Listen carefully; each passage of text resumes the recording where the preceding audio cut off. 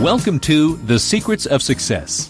By following the proven techniques of the guests who appear on this series, you'll learn that even successful people run into detours and failures, and how you can apply their success techniques to change your life. You're now listening to the most unique show on radio, the show dedicated to making you a success.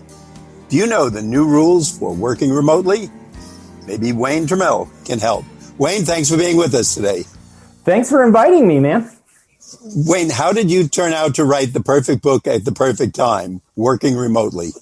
I feel a little bit like the guy with the sandwich board who's been walking through Times Square saying the end is near, and now I just need a new sandwich board that says "Told you."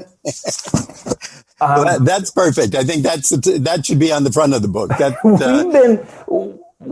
I've been working on remote communication for over 15 years, and the Remote Leadership Institute has been around for 6. So it's a question of the world catching up with us. 2 years ago, we wrote a book for the managers of remote teams called The Long Distance Leader. And so it was natural to follow up. We finished the first draft of this book in January of this year. And of course, in March, we had to rewrite like entire sections of it because of what's happened. So it's partly good timing, but also something was going to propel remote work forward. So you're like the overnight success who's been doing it for 9 years. Pretty much. Okay. You fit in there. Now, you use a unique word, and I want to ask you why you use that. You're not saying the long-distance worker, employee, partner. You say teammate. Yeah. Why there the was word actually teammate? A lot of discussion about that. And what it boiled down to was this. We thought, how do you really long-term sustain working on a remote team? Well, a team member is just somebody that shares the same boss. But a teammate has an emotional, social, high-functioning work relationship with the people on their team. And that's important because for remote work to be sustainable, you need to be engaged and emotionally invested and care and see a future. And that's really hard to do if your work is super, super transactional. And so most of the books that we've seen on remote work are get stuff done, find a way to get your work done when the kids are bouncing off the wall. And that stuff is valuable, but that's only part of the equation. If you don't think big picture and stay engaged and take care of your social relationships, the work becomes extremely transactional, which A, leads to burnout, and B, makes it really tempting to, I'm bored, I'm going to go find another job. Okay, fair enough. Now, would you say this? Now, when you talk of a teammate, we think of the team, and of course, there's people on top of the team. Is this for the team itself, or is this for the boss, the CEO, the company, so to speak? Well, it's funny because everybody is suddenly wearing two hats. 2 years ago, when we wrote Long Distance Leader, that was designed for the leader of the team, leader of the organization. But what's happened since COVID is that a lot of senior leaders are suddenly working from home. And they find that they weren't prepared for that. Their entire career has been a certain rhythm, a certain pace, and suddenly they're working remotely. They're the ones that aren't in the office with the team. And I hadn't actually thought that's a great point. There's been a giant explosion in empathy, let me tell you. A lot of these bosses who were against remote work because, they'll be running to Target instead of working. And how do we know they're really working? And can we track their keyboards to make sure they're not on Facebook? Have kind of had their eyes open. And that's a great point. I didn't even think of it from the boss. I thought of it from the boss looking down. But of course, the boss has been there 6, 8, 10 years. She probably, they're not likely to leave, or they probably don't want to. They're in a good position. They enjoy what they do. They have their reputation. But that's a great point to make. Now, I know in your book, you say there's 3 key words: teammate, connected, and engaged. Why are those so important? Well, they're important. They're separate words, but there's a thread running through them. We talk about worker engagement, right? Do people care about their job? Do they care about their teammates? Are they willing to put in discretionary effort? Well, if your job is the same thing every day, and studies show that when people work remotely, there's a tendency to go down a silo and become very focused on their work and their metrics at the expense of helping teammates, building relationships, and doing those things. But if your job is just to fill out T48 forms all day long, right, and that's all it is, it's very easy to become disengaged. So in HR, the big trend in management has been, how do you build employee engagement? Well, we get engaged by seeing a future for ourselves in our work, by connecting, that's where connectedness comes in, to the people that we work with. Over 60% of our social activity in the course of a week takes place at or through work. 60? Well, I didn't think that much. Well, think about it. 8 hours a day, 5 days a week. And that's assuming you're not socializing with your coworkers.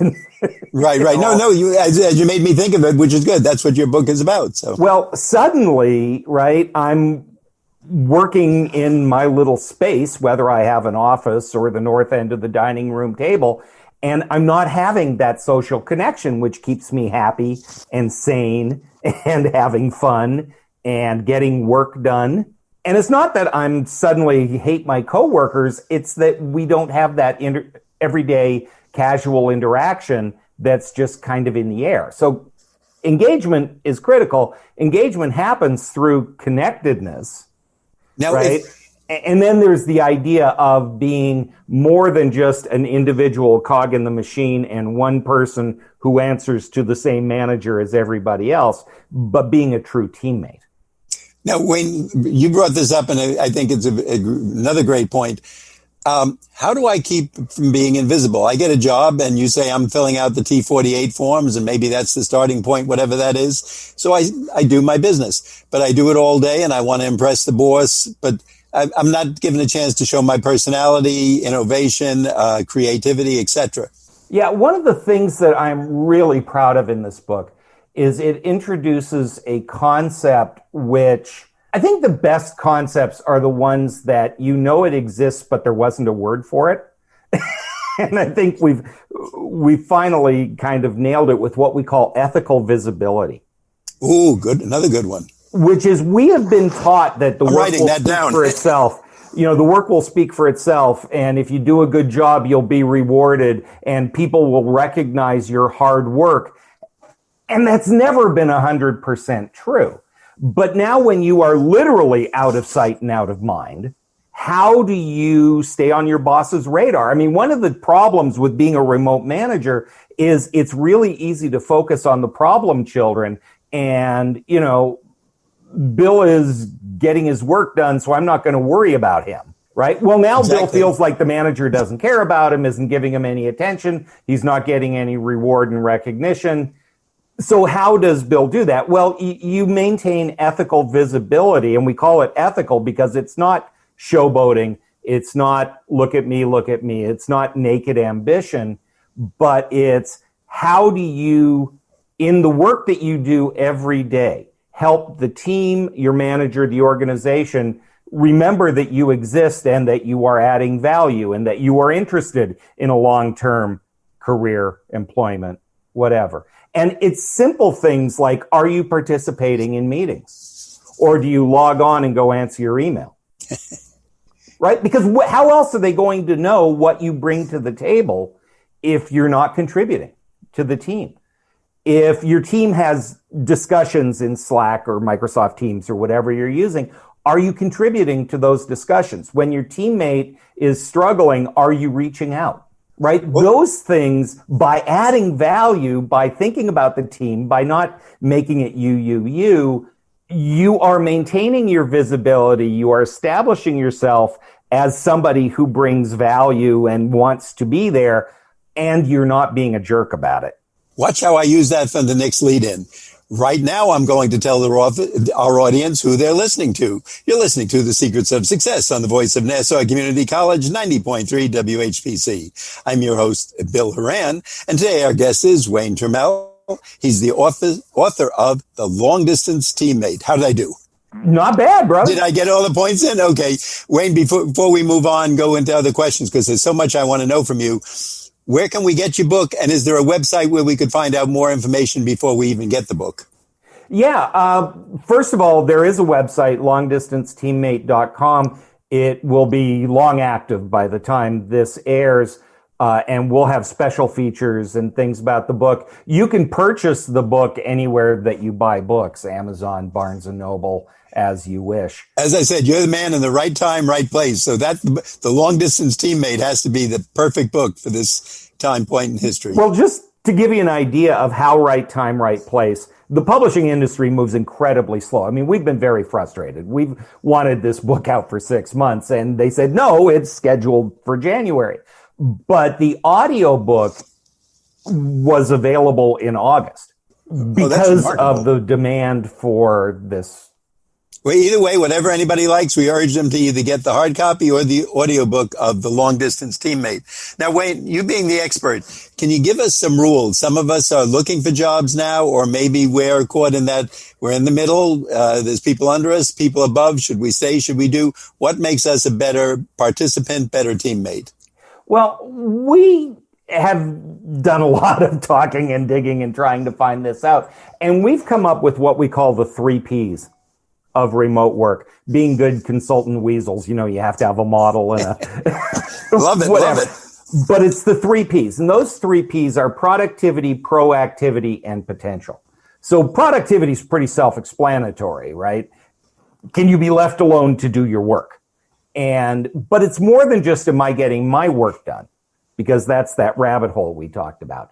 It's, are you balancing your work and the team's work? And are you getting the work done in the amount of time that it should be? Or are you working from the time you get up in the morning till you go to bed at night and you're still buried alive?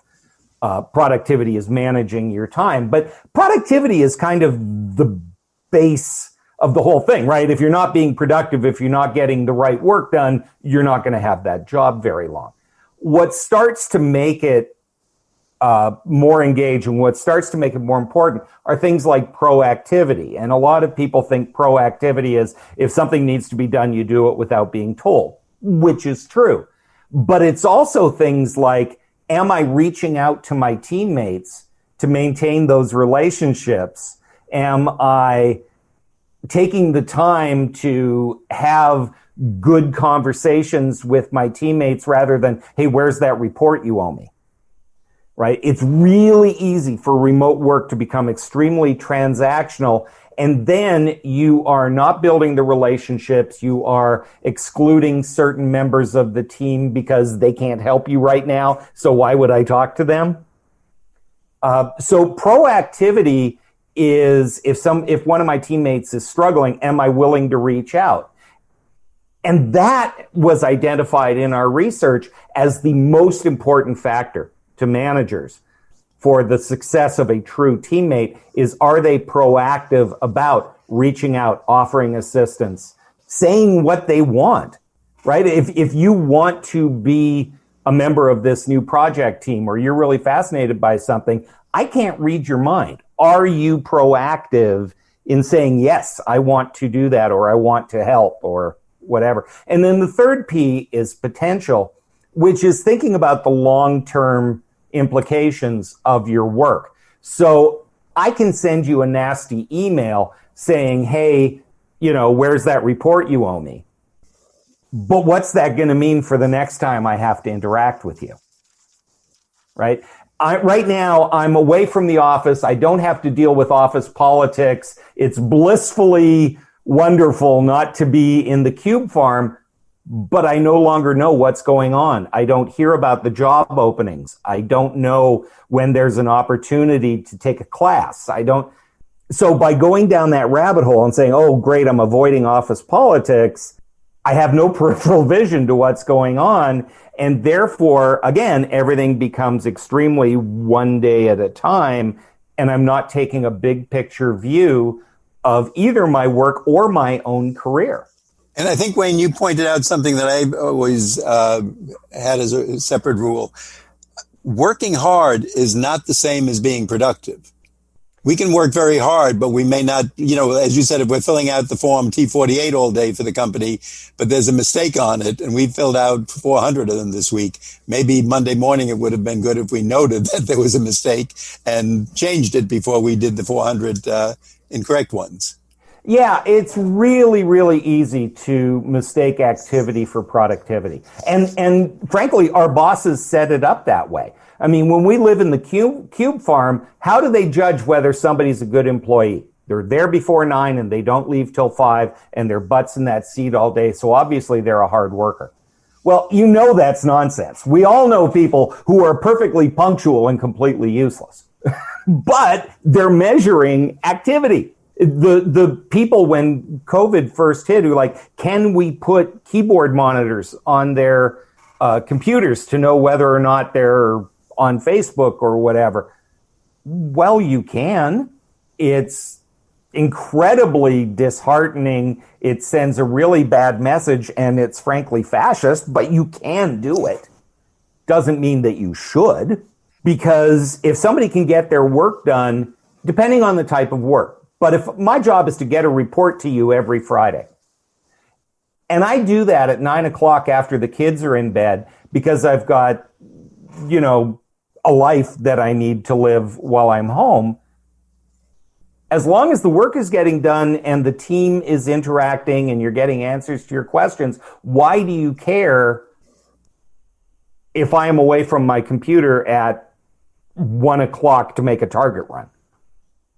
It makes sense, and I think that's the new way we have to start thinking.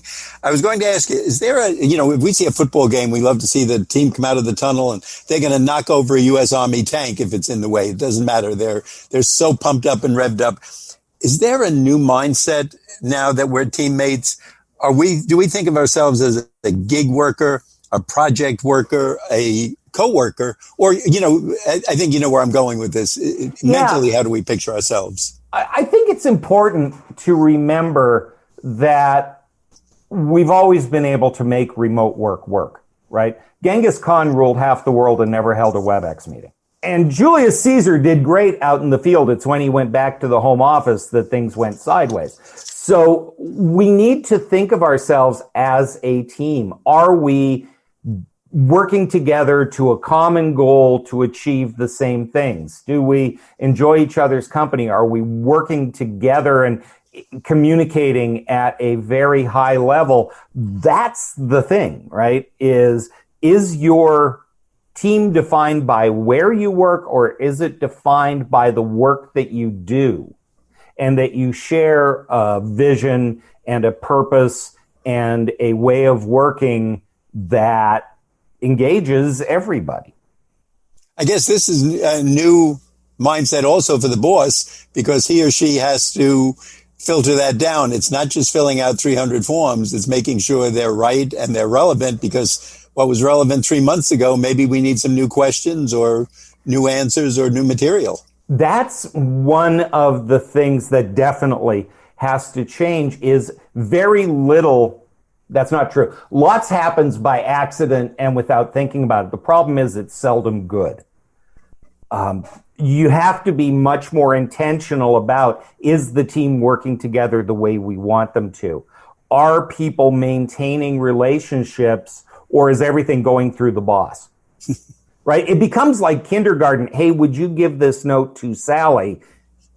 Well, it's easy for the manager to go, yeah, okay, here. But really what we're trying to do is say, no, why don't you go talk to Sally? You give her the note, right? You get a chance to meet Sally. It's a chance to meet Sally. I'll give you something that is really simple and practical. When somebody joins Kevin Eikenberry Group, which is our kind of parent company, first week, their job is to schedule a half-hour webcam conversation with every single member of the team. Even if you're not going to work with Erica in graphics or Lisa in finance, A half-hour, one-on-one webcam conversation with every member of the team is your very first job, because you start to develop relationships and you get a feel for the organization, and you realize that everybody in this organization but me is obsessed with college football, and most of them are Big Ten fans, and some of them have kids, and some of them are close to retirement, and somebody's really into choir singing and somebody else is into this. That's the stuff you pick up living in the cube farm and kind of having those onboarding meetings. Well, how do you do that virtual? You do it intentionally. They're not going to pick that stuff up by accident. They're not going to pick it up on a once a week team call when you don't hear from everybody. I think that's another great point, because so much of work is after a big weekend, you want to come in and say, how about the local team, those Mets, those Giants, those Knicks, whatever the sport is that's current at the time. And it might be the high school team, or bragging about your daughter, your spouse's work, or just somebody in your town or neighborhood. There's a fun to it. And I think that's why we all look forward to work, whether we call it the water cooler break or the coffee break, whatever. We want to find out more about the long distance teammate. But at this point, I'd like to remind our audience once again, you're listening to The Secrets of Success on the voice of Nassau Community College, 90.3 WHPC. I'm your host, Bill Horan. Today we're talking to Wayne Turmel. He's the author of The Long Distance Teammate, the most relevant book we can be talking about at this point in time. And Wayne, can you tell us the website and where we can get the book? Yeah, it's longdistanceteammate.com. It's also Amazon. You can get to it through the Remote Leadership Institute. I should be fair and say that I'm the co-author. Kevin Eikenberry is my See, you're a nice guy. Cohort. I am a nice guy, and he signs my checks. So okay, that's a very good point to make. Again, being effective while staying employed is an important thing. No, that's excellent. No, and you're doing the exact same thing you're promoting on the radio show by saying, give somebody credit for it. And he is, if he's your boss or the guy who signs the checks, at least he's in the accounting department or the treasurer. You always want to be nice to those people who sign checks. That's a good rule for all of us. And he is just a superb writer on leadership and that kind of thinking. So, he's a really, really good partner for this book. And, you made so many good points about the staying as a good teammate and working together. How do you keep the team motivated? Are there some new games or ways? I don't mean to be playing all week, but if you're in the office, you might have the football pool or something. Is there something people are doing now to keep them together? A lot of those things are doable remotely. You think about icebreakers. Now, I am a curmudgeonly kind of guy. I'm not a big fan of, if you were a tree, what kind of tree would you be? That kind of stuff makes me crazy. But having the time for catch up, for spotlighting what each person is doing. For example, we have a very simple 4-question report that we do every Thursday afternoon. What'd you work on this week? What are you working on next week? Where do you need help? Is there anything we need to know? Takes 10 minutes to do. But we post that online so everybody can see it, right? So everybody knows what everybody else is working on. And if somebody has a problem, I can go, oh, Marlene needs help with this. Let me reach out. So those types of things. And as much of a curmudgeon and kind of anti-icebreaker, let me give you just an example of something Kevin did last month. We started our monthly team meeting, and he started with, what's your favorite candy? And I'm rolling my eyes and going, okay, fine. So we all said our favorite candy. Well, 2 weeks later, a package arrives on my doorstep. It's a 3-pound bag of gummy bears. No note, no explanation, no return address, just Amazon, Jeff Bezos knew magically that I wanted a 3-pound bag of gummy bears. Well, it was Kevin, but what he had done is he'd taken this icebreaker. First of all, it was nice. It was very kind. It was unsolicited, but it also started lots of conversations. Hey, did you get your Reese's Pieces? Hey, what about? Exactly. And that's exactly what I'm talking about. That's what makes the office fun, right? Yeah. But pools are sports pools are easy to do online. Secret Santas, there's Elfsy, there's all kinds of services that can help you do that stuff. There are entire websites, and of course I'm spacing because I didn't know this question was coming, where they will show you icebreakers and things that you can do for your remote team. And as we start to go back to the offices once in a while, we go in, maybe it's not going to look like what it did 9 months ago, but it's likely to continue that we're going to have more of a hybrid situation where you've got some people in the office and some people working from home, and some are home full-time and some are home part-time.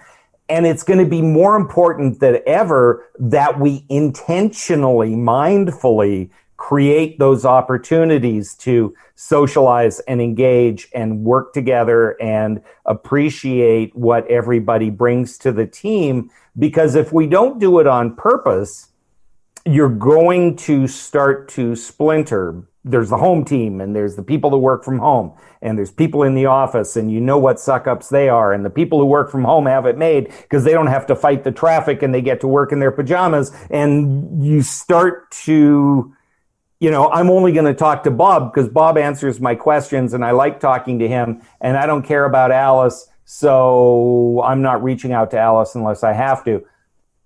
Those types of dynamics, if we are not mindful, will happen.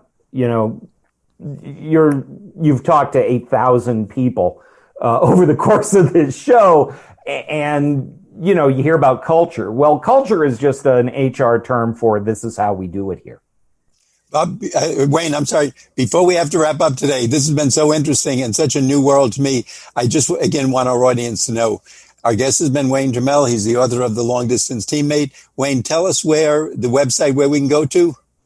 The easiest thing is remoteleadershipinstitute.com. There's also longdistanceteammate.com, which is specifically for the book. But to learn the work that we're doing, access to lots of resources, ongoing blog posts, remoteleadershipinstitute.com is probably the best place. And as you pointed out, if you're not a reader to our audience, that's okay. There's the audio book. You can listen to it in your spare time, and you'll be ahead of the curve, especially today. And you've got the expert, Mr. Wayne Turmel, and his partner that know this business, know what's going on working from home. And they've been there. They've done that. Why should you have to reinvent the wheel? Go out and get a hold of this book. Wayne, thanks so much for being with us today, for educating us on being a good remote teammate and from working from home. Thanks so much. And to you and your partner. And thanks for giving him credit. I hope he still writes the checks to you. My pleasure, man. Have a good one. I'd like to let our audience know that you've been listening to The Secrets of Success on the voice of Nassau Community College, 90.3 WHPC. I'm your host, Bill Horan, asking you to please join us again next week at the same time when we will continue our journey to success.